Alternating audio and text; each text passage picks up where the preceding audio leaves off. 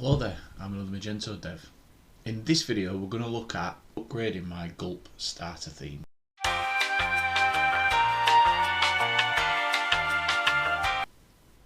The reason this has come about is basically I needed to upgrade Node for another project and for an up and coming video where we're using more up-to-date sort of command line compilation tools that required the latest node. So I'm on node 15 now. People who have downloaded my Gulp based SaaS starter theme would have noticed that it only works up to on node 10. So one of the main reasons is because it's using Gulp 3 in order to sort of run its processes in the Gulp file, and there's a few things that need updating to get this working.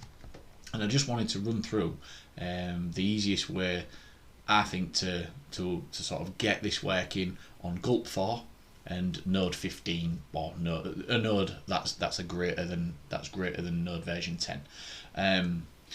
Okay, so where do we start? Well, there's a few pieces to this puzzle. Obviously, if you're running node 10, you might as well keep it as it is. To upgrade node, you can visit node, and you can download the latest package for either a PC or Mac, and that'll upgrade your version. So the first thing you want to do is check what version you're on, like I've done there by using node -v, and I'm on version 15, so you've got to have the upgraded version of node. Looking at this array of different Gulp plugins that are all required to be able to, minify the CSS, uglify the JS. We'll start with having a look at what version of Gulp, and this just confirms that my CLI is 230 and my local version is 391, and that's referring to this local version here.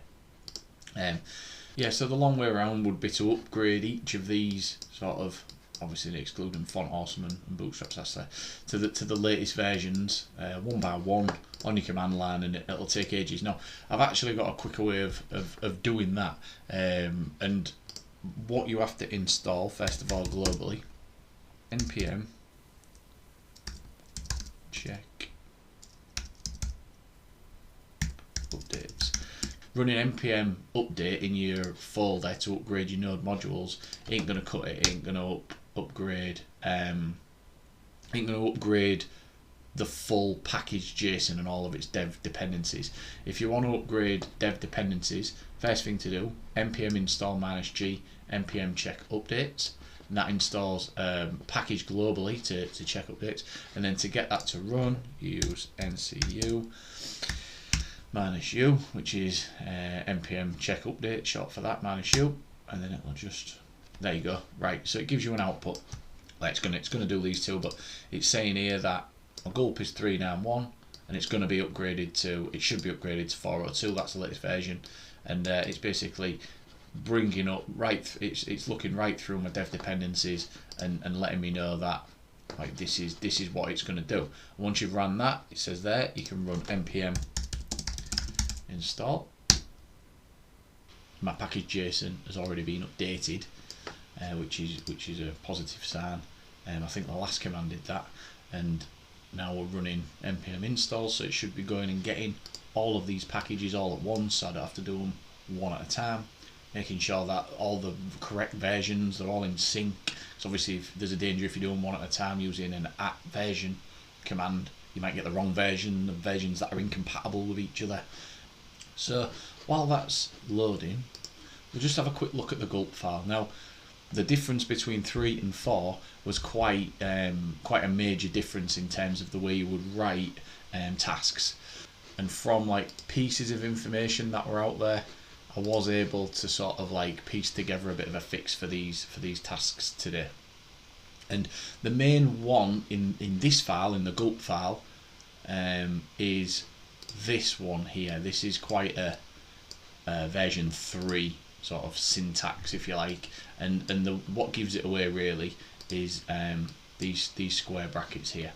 And what we'll do is I'll wait for this to complete, so I'll fast forward the video and then we'll jump into this and look at it in more detail, and hopefully well, what I'm going to do is I am going to put push and update to the repo where I keep my boilerplate for this, so you guys can sort of download the finished article.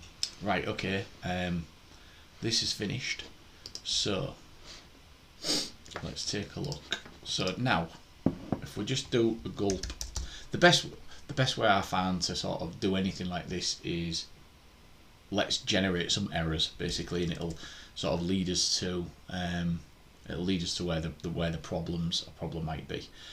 Right, so if we just do gulp -v to start off with, just to confirm that yeah we're upgraded to 402, and that was what that last command did after reading through the new package JSON, which was created by that little package that I installed for checking for updates.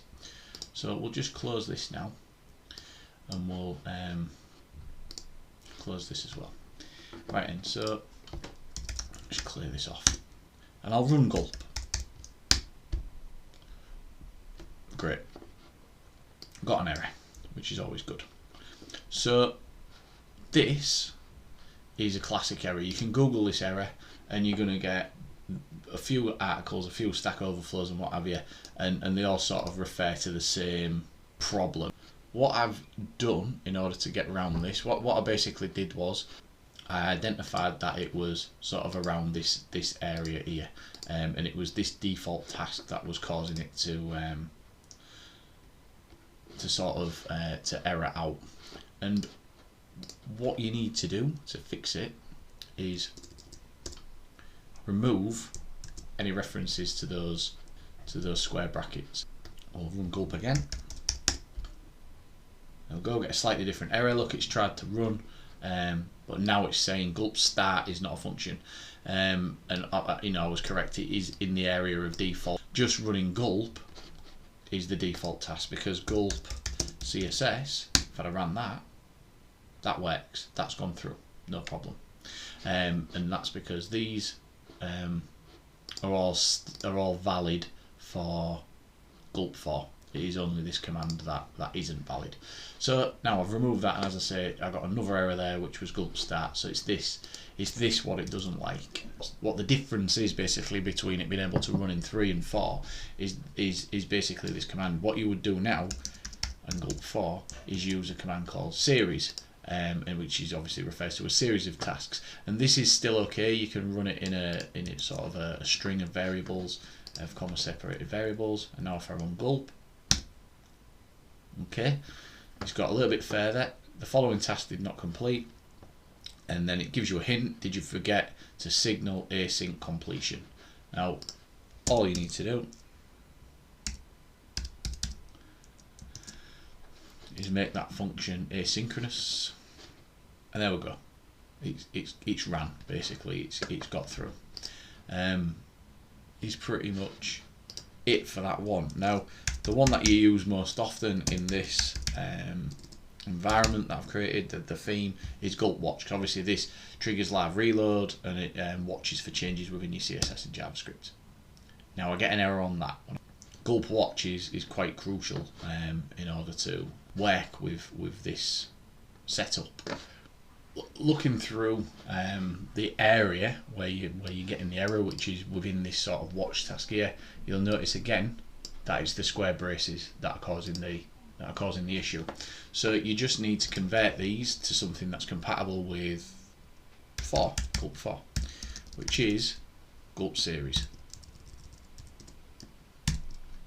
which refers to the error that you get in the hint here, which is say by using gulp parallel or gulp series, and we'll use gulp series. And what you need to do is just convert these over,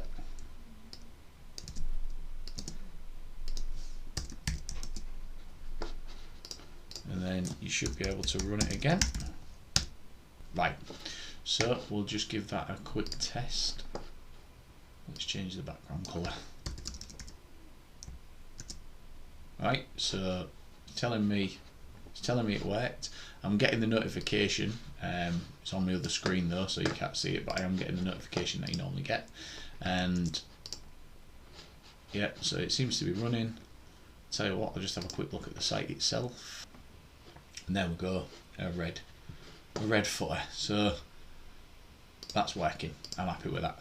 So as I say, I'll push the changes to my GitHub repo, which is attached to the other video. I'll attach that to this video. and I just hope that running through that has sort of has been helpful. I know that it's one of those things that it's one of those sort of skills that are outside of sort of the Magento remit, but very important when it comes to front end development, that you understand these types of workflows. And Gulp's one of the most popular ones. Sass is pretty popular. Get started with using Gulp and Sass in Magento and not having to use Grunt and Less. It's just okay. Have a good one. See you later.